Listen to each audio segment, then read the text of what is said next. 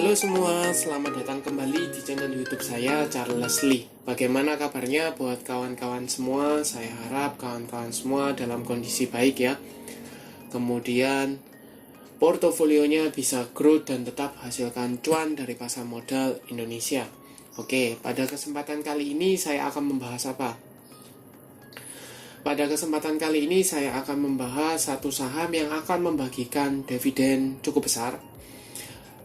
Saham apakah ini? Saham ini adalah perusahaan gas negara TBK atau Pegas. Kemudian berapa besaran dividennya, kemudian kapan jadwalnya. Pastikan teman-teman tonton video ini sampai selesai.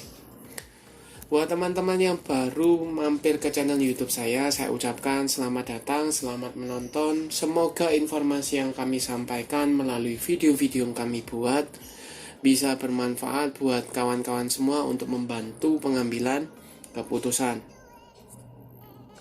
Ya, oke. Nah, tanpa berpanjang lebar ya, kita langsung masuk ke pembahasannya. Untuk Pegas, seperti biasa kita cekkan beritanya dulu ya. Ini melalui investasi.kontan.co.id. Perusahaan gas negara atau Pegas bagikan dividen 70%. Ya, 70% ini dari mana? 70% dari laba bersih tahun 2022. Ini beritanya baru tanggal 31 Mei 2023. Ya. Kita cek beritanya. Perusahaan gas negara atau Pegas membagikan dividen sebesar 228,36 juta US dollar. Ya. Ini tertuang dalam rapat umum pemegang saham tahunan yang diselenggarakan tanggal 30 Mei 2023. Kemudian, jumlah itu setara dengan 70% dari laba bersih Pegas, yaitu 326,23 juta US dollar pada tahun 2022. Jika dikonversikan dengan asumsi kurs saat ini yaitu 14.985, maka kurang lebih dividennya itu setara dengan 3,42 triliun rupiah. Nah, kemudian berapa sih besarannya dividennya per lembar saham? Untuk dividennya itu ya dapatnya 141 rupiah per lembar saham. Kalau dibandingkan dengan harga penutupan tanggal 31 Mei ya 2023 itu di 1430-an, berarti kurang lebih ya hampir 10% dividen yieldnya. Jauh lebih besar daripada bunga deposito. Ya. Jadi apakah besar? Jelas kalau benchmarknya adalah di atas 5%, ini jelas di atas 5%. Nah, pertanyaannya adalah kapan jadwal lengkapnya?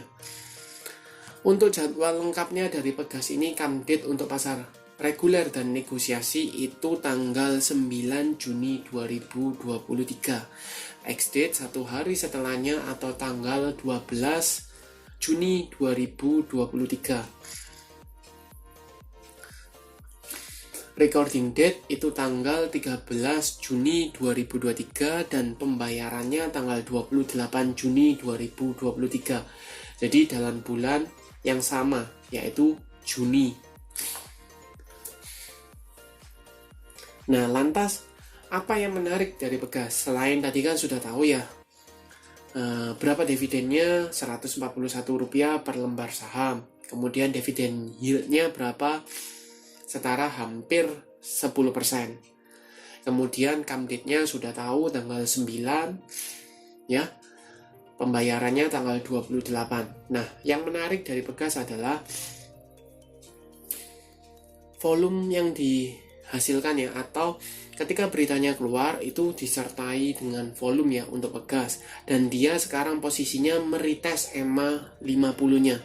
EMA 50-nya di mana di 1425 ya, di area sini, dan penutupannya di area 1430.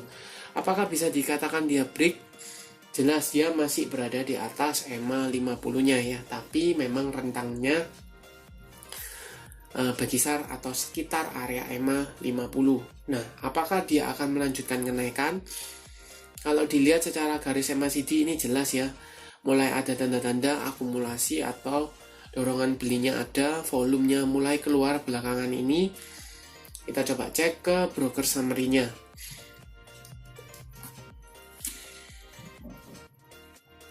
Ini Pegas dari tanggal 29 sampai dengan tanggal 31 dengan value net, kita coba cek di sini. Ini jelas ada akumulasi ya, oleh PD, TP, YU, PG, dan HP. Yang jual LG, DR, DX, KZ, dan EP. Jadi jelas dalam satu minggu ini ada akumulasi. Jelas ada akumulasi, kita coba cek secara chart. Nah, pertanyaan yang muncul berikutnya adalah apakah sentimen dari pembagian dividen ini akan mampu mengangkat dari Pegasnya sendiri. Kalau sebelumnya kan EMA 50-nya di bawah EMA 200 menunjukkan dia fasenya downtrend ya, fase tertekan seperti itu. Nah, apakah sentimennya mampu mengangkat? Teman-teman bisa lihat ya Senin ke depan. Kalau seandainya dia confirm masih berada di atas EMA 50, sebenarnya masih layak untuk di entry, walaupun tujuannya tidak untuk jangka panjang ya, hanya manfaatkan momentum karena pembagian dari dividen seperti itu. Tapi mengingat dividennya adalah 10%, rawan ada dividen trap ya, rawan dividen trap. Mungkin buat teman-teman yang lebih konservatif ya, yang mau beli saham Pegas gitu ya, mau dapatkan dividennya, karena masih ada beberapa waktu ke depan, mungkin bisa tunggu di area under 1400 ya. Kalau dikasih di under 1400 lebih aman, tapi kalau seandainya tidak dikasih di area sana, lebih baik jangan dikejar.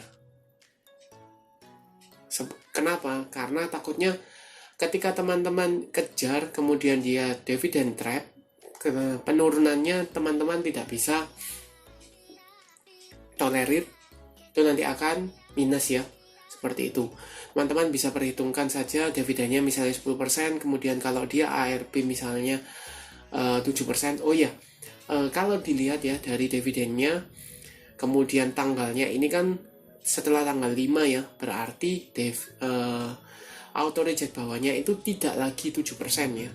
Sekali lagi saya ingatkan, per Senin besok tanggal 5 Juni 2023 ARB-nya itu tidak 7%, tapi 15%. Jadi kalau seandainya teman-teman misal ya, disclaimer on, belinya di 1420-an ya, kemudian dia kena dividen trap, let's say misalnya turun 15% ya, turun 15%, bisa-bisa sampai di 1200-an. Itu kalau misalnya auto reject bawah ya, di 1200-an.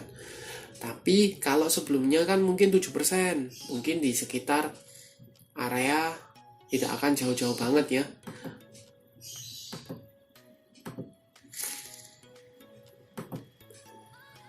%, mungkin di area 1330 ya, di area sini. Tapi kalau 15% ini akan jauh lebih dalam ya, di 1200-an. Jadi teman-teman perlu pertimbangkan. Apakah menarik? Sebenarnya menarik untuk dapatkan dividennya ya, jadi manfaatkan momentumnya aja. Tapi apakah teman-teman dapat dividennya kemudian kena dividen trapnya, itu apakah worth it? Itu yang tergantung preferensi teman-teman.